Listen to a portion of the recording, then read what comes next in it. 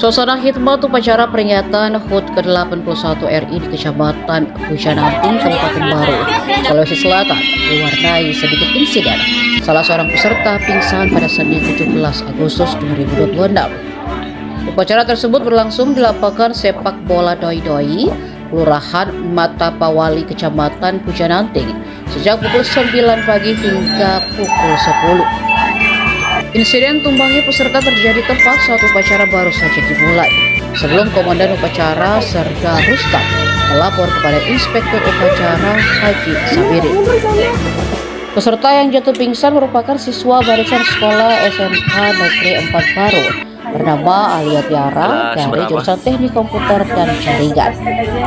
Melihat hal tersebut, rekan-rekan di sampingnya bergerak cepat menggotong ke tenda pramuka di pinggir lapangan untuk mendapatkan pertolongan.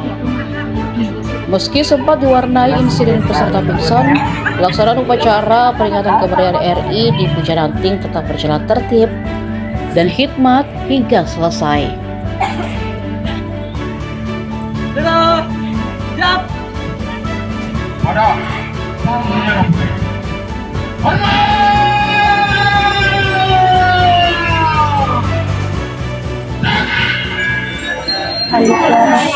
Kelas berapa? 11 aja.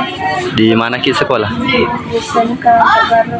Kenapa bisa pingsan? Sudah Jaki makan nggak? Belum. Belum makan pagi? Iya. Download Tribun X sekarang. Menghadirkan lokal menjadi Indonesia.